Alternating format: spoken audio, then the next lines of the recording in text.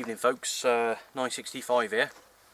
Something slightly different tonight. I've had a question from one of my subscribers who is looking to get into the sort of thing that we do, a bit of hilltop radio stuff, a little bit of shelter, a bit of food, but he can't carry a lot of stuff on his back, no big rucksacks or burgans, so he asked me if I could sort of knock together a bit of a basic kit, or like a starter kit if you like, to give him some ideas. So that's basically what this video is about. This here, obviously the mast and the walking pole. This is all the radio kit in this little bag here, and the shelter kit and the brew kit and stuff is on my back. So we'll do a little bit more of a close-up on it all so you can see what it all is, and we'll be back. Right then folks, so this is my take on a basic kit or a starter kit for someone who's looking to get into this kind of thing, the radio and the hilltops and stuff like that. It is basic. It's the bare essentials, the bare minimum if you like. It's suitable for most hilltops, open areas, anything like that really. It's not really suitable for mountain work because you do need extra stuff for the mountains, but that's a whole other video. So we're going to go through the kit. We'll start off first with the antenna pole. You don't have to use a pole. You could sling it up in a tree, the antenna, depending on which antenna you're using. We tend to use the portable wire coax antennas because they roll up nice and small, and you'll see that in a minute. So you can use a pole, throw it up in a tree. Up to you really. Again, it depends on what antenna you're using. This is just a 7-meter telescopic pole, as you can see there, yeah, very good, lightweight, easy to deploy, and it all compacts down. Put the stopper in, keeps it waterproof, and that's it. That's all it is, one pole. Walking stick, again, not essential. It is something I like. Gives you stability on rocky, unstable ground. It's also good for testing the ground. If you're not sure of the ground ahead of you, whether it's boggy or whatever, wherever you are, it's good for that. I also use it for propping up the front of the shelter. So again, telescopic. It just collapses down to almost nothing. You know, no longer than my arm. So good bit of kit. Again, not essential, but it is something I would recommend. If you're just starting out, or whether you're a seasoned walker, good bit of kit. Right, so the main focus of the video really is the kit itself. As I said, everything apart from the radio is in that one little 10-litre. It's actually a British Army Bergen side pouch, and I've coupled it with the yoke. I'll bring that in. It's very small and compact. Again, no bigger than my arm. It weighs just over 1 kilo with everything in it. The yoke is again British Army issue yoke. It attaches with clip fastenings, and it turns it into a rucksack. Very versatile piece of kit that. If you wanted to, you can actually get another one, and you can actually zip them together to make two, like that. So there's two of them there, again on the yoke, make it into a rucksack, and they simply just zip together down the middle, which I'll show you now. And there you go, two separate Bergen side pouches. Very good, very versatile bit of kit, really do like them. So that's the Bergen side pouches that contain the kit. I did have someone, well actually more than one, why do you like army kit? Well, it's cheap, it's tough, it stands up to abuse. You know, you can scuff it along the ground and it doesn't, you don't have to worry about it. It's not hundreds of pounds worth of kit. I love it. Very versatile, as you see. You can put two together. I'm sure there are non-military equivalents of everything I'm going to show you that is army stuff, but I like the army stuff. As I say, you can go through a bramble hedge, over barbed wire, You never know where you're going to end up sometimes. And you know, if I snag that and put a tear in it, you know, 10 quid, 12 quid, I can get another one, it's not a problem. Likewise with the gear, the trousers sometimes.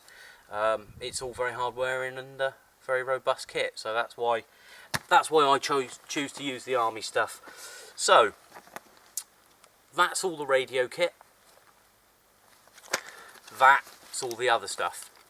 So we'll go through all the other stuff first, and then we'll go on to the radio kit. It's very simple. It just unzips like that, and there you go. So you're probably thinking there's not enough in there for a station, but you'll see. So first thing in the top of the Bergen pouch is a waterproof jacket. I would say that is a must. You've got to have some kind of waterproof kit. The number of times the weather forecast has been good, and it's been torrential rain all day. You just don't know some of these places, especially on the high ground. High ground is always less predictable. So little waterproof jacket there. I would normally take trousers as well. This kit here is a little bit small for me. I do like extra stuff, but for a starter basic kit, this is ideal. Waterproof jacket, essential. Next out of the first aid kit. Just a simple first aid kit. Nothing special. I've actually added stuff to this one. It's got extra stuff in it. It's got insect repellent, saline wash if you get something in your eye or you want to clean a wound, wipes, bandages, plasters. It's got those little butterfly stitches or steri strips. I've got tick tools in there. Should I get a tick, I want to get it out straight away. I've got those tough cut scissors which will cut through anything, clothing wise, and yeah, a few other bits and pieces, space blanket, and all sorts. So if you're going to get a first aid kit, don't forget you can always tailor it to your own needs for what you're going to do. A lot of them come with the simple stuff, but I've added stuff to it. I've got another pack like this that I take with me as well, which has got all the other stuff that I might need. Stuff for a sprained ankle, various other bandages. I think there's some proper scissors in there, and a few other bits and pieces. So tailor it to meet your own needs, really. First aid kit, essential. Next out, shelter kit. Simple tarp. I think this one is 2.4 by 2.4 meters. Very basic, very cheap. I think it was 8 quid. You don't need anything fancy, anything special. It will keep the rain off, be it a light shower or a heavy downpour. Used that many times. Excellent bit of kit. Next out, ground sheet. Don't lie on the wet ground. If you can afford to carry a bit of extra stuff, take a bit more thermal insulation for the ground. But waterproofing, in terms of not lying on the wet ground, a tarp, a smaller tarp, is ideal for that. Tarp, ground sheet. Next out, what have we got next? Brew. I usually take 2 1 litre flasks plus some extra water. This one's empty at the moment, but this is a 1 litre flask. Again, this was very cheap. It was £2.99 out the garage. Got another one at home, again £2.99 out the garage. Perfect, never let me down. I've had some more expensive ones and they have let me down, so bargain. But you've got to take some sort of fluid, be it water, juice, whatever you like. I would advise against milk or anything dairy because it will go off very fast in any kind of heat. But fluid, another essential. Next we got the cook kit. You've seen this probably in another video. It's very basic. Again, it was very cheap. I think it was a special offer from Go Outdoors. It was 12 quid. You get a little pot on the top, like that. Got a couple of fold out handles there to make a little drink, so you can put your brew in there, your water, your juice, whatever you like. Bigger pot. Again, fold out handles. That's plenty for soups, rice, pasta, anything you really like, stew, soups, a lot. So very good, very cheap. Again, the whole lot. This one and this one come with another pair of each, and it was 12 quid. So another bargain. Fantastic. So that's those two. In there lives my little British Army Hexi stove. You've all seen those before. They just fold out and you've got your Hexi blocks. proper hexi blocks in there, little stove, perfect. Again, you don't need anything fancy. These are so cheap to buy now. I think this one was a £5 with the blocks, and it also comes with the stand if you want to use the Crusader type cup. Very compact. A couple of lighters for starting the blocks. For anything else you might want to do, starting a fire if you're having a fire, or anything else like that.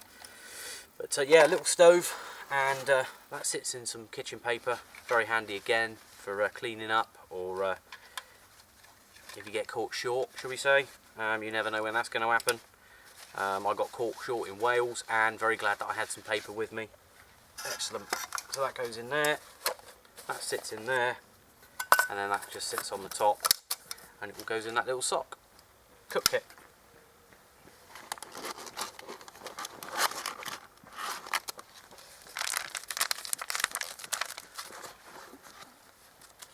Next out, some food. Again, very simple, very basic, quick cook rice. And if this is a mulligatawny soup, you could have tomato soup, vegetable soup, anything you like. Generally what I would do is half of that with half of that in that pot, cook it up, and then you've got another half of each to have later. Or you can do it all in a oneer, up to you, depends how hungry you are, how long you're going to stay out for. But some sort of food is worth taking with you, I would say. It's definitely worth putting in a starter kit, that's for sure. You don't have to have tin food. You could have packet food, dehydrated food, anything you like. Again, tailor the kit to meet your own needs. This is just an idea of what you could take. It's by no means the be all and end all of kit available. So that is everything that's in that pouch. It's now empty. So that's everything you would need to get out and stay out, be fed and watered, and be quite happy really under the tarp. Whatever the weather. So there you go. It does all go back in there because you saw me take it out. Okay, in addition to the kit I showed you just now, I would normally also take a scarf or a head over, a woolly hat and some gloves, because I feel the cold. I feel it when it's even a few degrees lower than what it's been. I do feel the cold. So again, you've got to tailor your kit to meet your own needs. If you feel the cold, take a bit more warm clothes. If you don't feel the cold but you dehydrate, take extra fluids, and so on. Again, this is just ideas. It's not to be taken as the gospel and be the only thing you can use. There's so many different options out there. There's loads of cheap kit out there to get. So again, do it to suit yourself. Right, the radio kit is all in this pack. It's a snug pack, response pack. Very small. There it is in relation to my hand. I'll just take my spare hat out of the way. Again, I always take spares, which is why I carry so much kit. Little small pack. Everything in there is enough to get on air and stay on air for a good few hours. It's got a carry handle on the top. It's also got a waist strap concealed in the back. And that's got a nice chunky quick click connector, so you don't have to faff around trying to do zips and poppers, and just click it on and away you go. It just tucks away nicely in there like that. There's one on the other side to make the strap. It's got two little pouches on the end. Again, nice and compact there. That's my hand. Same on the other end, another one. And everything in there is all you need. That is all you need to get on the air. So we'll have a little look at what we got in there. We shall start off. Whoa! We shall start losing my balance. We shall start off with the main compartment. Sounds like we got a vehicle coming past. So okay, for that. It was indeed a car going by. So first out of the pack, selection of tent pegs. 3 are used for securing the antenna guy wires. The rest are used for shelter securing. I've also got some of these. If you've not seen them before, they're very good for shallow depth areas. They're plastics, they're very lightweight and very easy to push into the ground.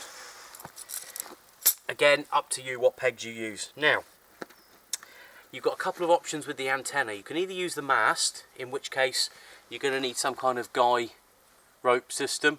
Simple collar there with 3 guy ropes made out of paracord. Nice and easy. Again, everybody's got their own way of doing stuff, so up to you on that one. If you're near a post or a strong fence, you can always use some straps. These are very simple, basic, cheap pull ratchet straps, do the job just as well. And then really onto the radio kit itself. SWR meter, essential for checking the SWR on the antenna. You can also use it, you can also use it for checking power output, to make sure that the rig is putting out what it should be. So SWR meter.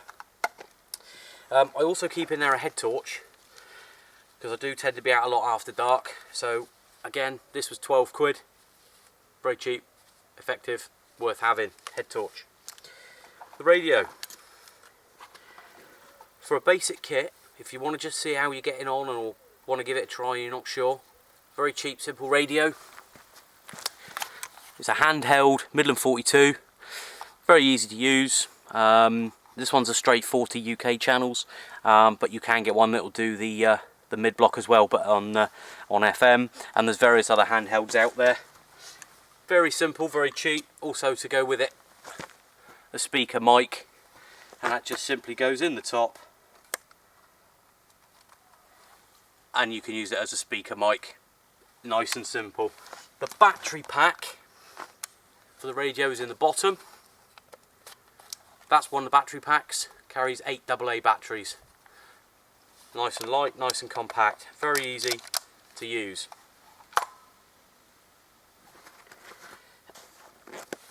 Next up,